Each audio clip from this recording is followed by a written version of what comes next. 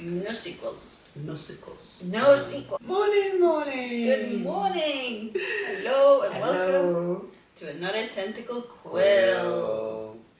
And today we're going to talk about Dune. Oh, God, I haven't looked at this in years because it's like my copy from primary school. Yeah. It's an old library copy, which is why it's got the little punch hole in it to say that it's been punched out. Yeah. Oh, punched out, literally. Yeah, I've reread this so many times. How many times have you read it? Just once? Only once. I got it from the library back when I was a kid, and I read it. And yeah, I didn't get on with the sequels, but the first book was really good. There's sequels. But the original is infamous for being the inspiration for Star Wars. But it itself was inspired by John Carter of Mars. Ah, yes.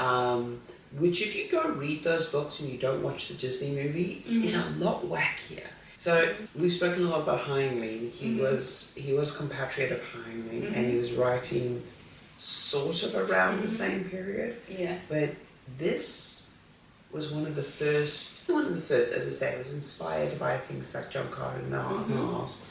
But it was a space epic. I mean, you've got this, like, basically the very young kid, well, not a young kid, but teenager moving to an entirely new planet. Oh, it's very hero's journey. Yeah, hero's journey. Yes. If you want a sci-fi book that hits like all the notes of hero's journey, this is very much in that. So much so that he does disappear into the desert and then he re-emerges. Oh God, yes. And he takes the emperor and all that jazz. And like, as I say, I mean, it's hard to spoil this because it's been talked about so much. Yes. It's had so many adaptations. I'm still really partial to the Lynch adaptation. Ooh, I've not seen that one, but I've heard it's a lot more colourful. I should show it to you. Yes, it's out there. Yeah. His visuals, I like. They're a bit more wacky because his Harkonnen. Because like in the book, so this is the other thing. I don't think David Lynch's Harkonnen would fly in modern culture.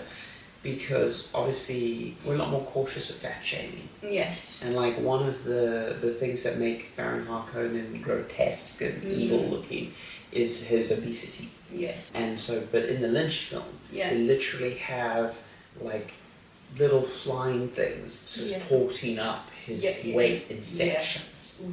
It looked really good. Yeah. It looked really, really good. Yeah, it's interesting because like there's so many, if you've only seen the movies, there's so many cool little details in here. It's so often the case with sci-fi. Yeah. Things like, he's clearly thought about how the shield belts influence war and the shield technology influence war. And how the shields work and stuff like that, Because like, so the shields, the personal shields, they detect kinetics and then they reject kinetics. Basically, it's always, how did this fucking weeb justify swords? This is how he justifies swords. But then it means that like chemical propulsion, like traditional guns, don't work at all against shields. But then they have lasers, but you can't use lasers against shields because they basically cause thermonuclear explosions. So that's one of the reasons why the invasion of Arrakis was so unexpected, was because the house shields basically meant you couldn't go through this thing fast. You couldn't use lasers, you couldn't bombard from orbit. Because, once you get into space, the ultimate I have the high ground is being in orbit. How did you feel about the Bene Gesserit?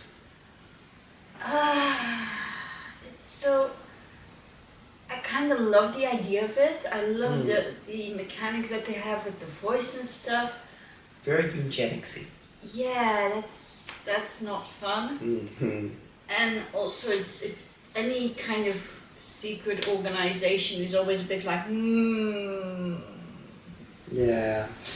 But yeah, I do love a good prophecy in a book, but at the same time, it's like, wow, he's the chosen one. We never could have seen this coming. I mean, to be fair, at the time, chosen one prophecies and stories were less common. This is true. You have to see it, like my literature professor says, see it through the eye of that time. Lens of that time. Lens of that time. Like, obviously, we've always had sort of chosen one stories, but they were much less common. Society was a bit more collective in its mind space. Yes. But as I say, this is written, I think the 50s or the 60s? 50s? Oh, let me check. And obviously that is the time, at least in the American culture, where the individualism is rising to its height. It's also got all these lovely appendices talking about all the details. I don't think this would have been in the first published version. No, so I need to reread that. A lot of people are like, well, if Arrakis has spice, how did they travel through space to get to Arrakis? And a lot of it, he thinks is through, right? It's like there was a slow space migration before they got the thing up and the houses and stuff, which was also how there was like a bit more deviation in human society during the slow travel time and stuff. Oh yeah. But it's also interesting to see how a certain resource influences an entire society to move against another society, so to speak. Yeah. This is back when also glossaries of terms were really popular. I feel like they went out of fashion, in the 90s, maybe the 80s? I mean, mostly it's footnotes now and stuff like that. I mean... Yeah, because it used to be, because I feel like Tolkien was the first one to really invent a lot of language for a fictional setting. I mean, not the first one. I mean, Shakespeare did, but he just didn't explain it. Yeah, Shakespeare invented terms that you could always contextually understand as terms. Yes. So, he invented, meld. Meld, okay. But the thing is, weld and smelt. He would take words that were very, you wouldn't need an appendix for his words. That's true. It's more like language flourishes than inventing new concepts. Yeah, he would play with language, whereas Tolkien had all of his everyone jokes that Tolkien just wrote Lord of the Rings so he could get you to understand his nerd language. But yeah, so this used to be a big trend in the back of sci-fi and fantasy books, all the glossary stuff. And you have Wheel of Time and stuff that does it a lot. And then I feel like it went out of fashion for a while. I haven't seen a glossary in a modern sci-fi book for quite some time. I think people got a little bit, there was a phase where it got a little bit ridiculous. And everyone would constantly do it without needing to do it. Cartographic notes. Oh, I love old maps. Oh, that's old so maps cool. are so gorgeous. I love that extra stuff that you get in these books. You can still have it, it's just a little bit harder. Yeah, well, it's interesting, right? Because I think maps are really useful writing aid. Because yes, definitely. For Lockout Mansion, I remember you laid out the house. Yes, I had it from a free website. I got a plan for a Victorian house that I really liked. Yeah. It's very, very specific in how it's set up. And I'm still using that for Lockout Mansion too. Yeah. But it really helps ground an entire... Yeah, because again, Lord of the Rings as well has a lot of travel, and the Dune books, they're really interesting. I think it's a really easy read, personally. Yes, it is. I read it when I was probably way too young to be reading it, but it was fun. Adaptation-wise, you've got the Lynch film. You've got, I think, 2 miniseries, maybe 3 miniseries. Makes sense. There must be a BBC one somewhere. There's 2 BBC ones, if I recall. Yeah, that's why I said 2 or 3. And then obviously you've got the new films. Yeah. And it's always interesting to see how the next generation interprets the book as well. Yeah, this is where I have a beef with copyright, right? Because if copyright was sensible, right? But let's say it was even a half.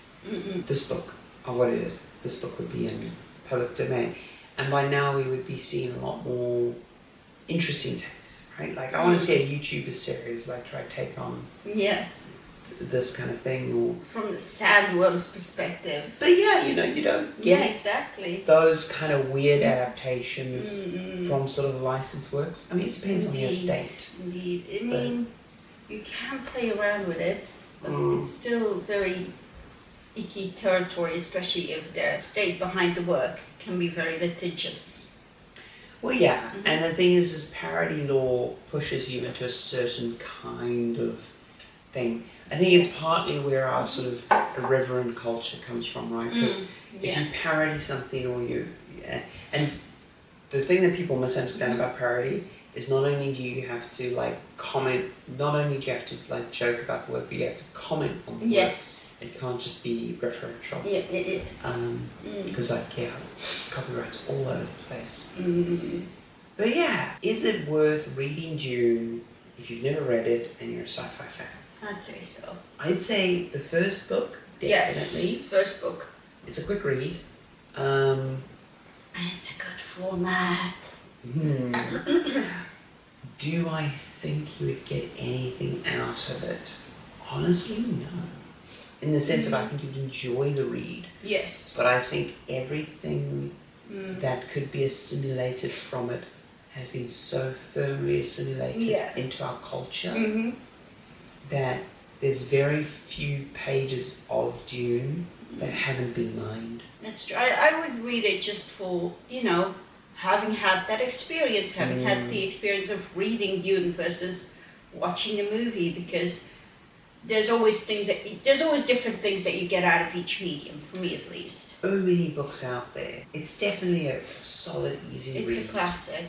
It's the kind of book that, if I'm on holiday, I'll knock out in a day. Oh gosh, yes. Or if I'm just having like a weekend read, I'll knock out in a day. I've read it a bunch of times. Yeah. Because, as I say, it is the quintessential sci-fi epic. It really is. It's really good. Yeah. So it's funny. It's funny. It always disappointed me every time I tried to pick up the sequels. And then I just learned my lesson and I was like, nope. No sequels. No sequels. No sequels. It's No funny papes how and no some sequels. authors manage that. Yeah. Some authors don't. It's really just... I think that once the first one comes out, you have such assumptions and such... Not assumptions. Expectations. That you're just like, oh, what is this? And you're going deeper into the author's mind and you're like, I'm not specifically into this. I think it's also just because the scale of this book is so huge. Yeah, in it that really is. a little princeling becomes, space emperor at the end of the book. He really doesn't feel like he's challengeable or has problems at the end of the book.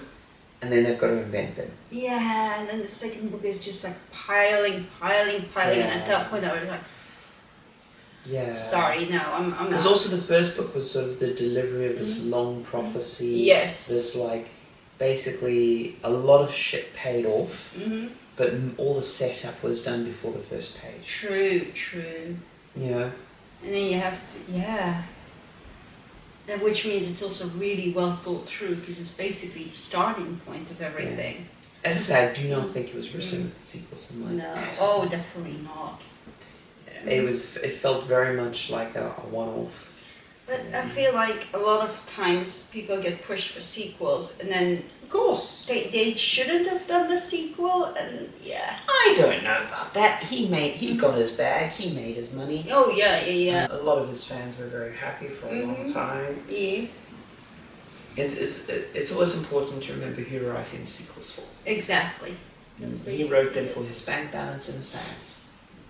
But that's us on this beautiful Thursday morning. Yeah, that's Dune. That's Dune. It's the deserty planet. The deserty space adventure. And now we're gonna go make some spice cookies. By which I mean cinnamon cookies. Cinnamon cookies. I mean, I've got a cinnamon roll. You've got a cinnamon roll on your lap already. And if I move, I'm going to get eaten.